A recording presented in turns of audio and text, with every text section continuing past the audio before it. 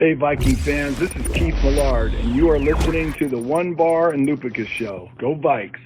All right, welcome to the One Bar and Lupicus Show. I'm One Bar. In this episode, we're talking Danielle Hunter, possibility of him getting traded, not being overly happy. Here I was, just minding my own business, refreshing Twitter like everybody else, seeing what's going on with the free agency news, and then Chad Graff from The Athletic drops a big old bomb. Sources, Danielle Hunter remains unhappy with his current situation with the Vikings and is exploring all options, including a trade request. Purple Hearts exploding all over Minnesota. So let's chat about this.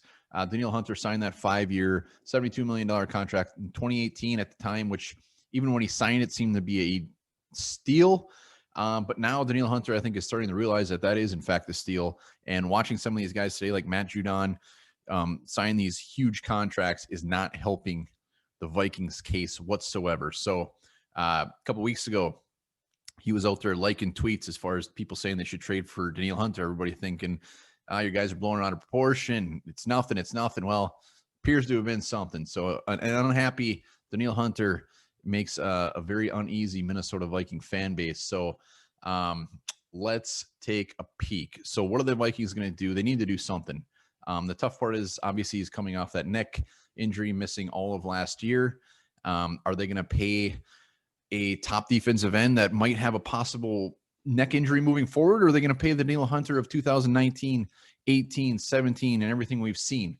Hopefully there's some wiggle room there, but the moral of the story is they need to do something. They need to do something quick because it is free agency. And if for some reason Danielle Hunter forces his hand where we have to trade him and there's nobody left, they're going to be screwed. And we saw what this defensive line was without Danielle Hunter last year. And we can't go through another season like that. So the fact that the Vikings are sniffing around Carl Lawson, Trey Hendrickson was getting everybody excited with the thought of pairing him up with Danielle Hunter. But maybe the case is they're looking at those guys to possibly replace a Danielle Hunter if they have to trade him.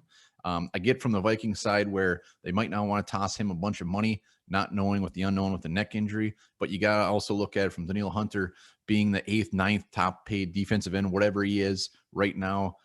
He's got a case, and the signings we're going to see in free agency are not going to help the Vikings case whatsoever. And it's probably going to add more fuel to Danielle Hunter's fire. So hopefully this is squashed damn quickly. Hopefully he's just getting it out there a little bit to add a little pressure on the Vikings.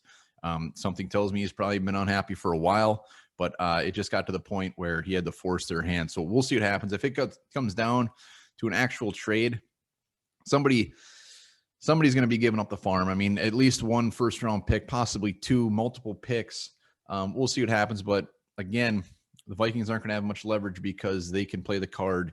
What the Vikings are playing on themselves is they don't know what's up with that neck injury. So it's going to be a very interesting couple of days. Hopefully this is squashed sooner than later. We do not want this lingering into deep into the offseason. Let's get this done.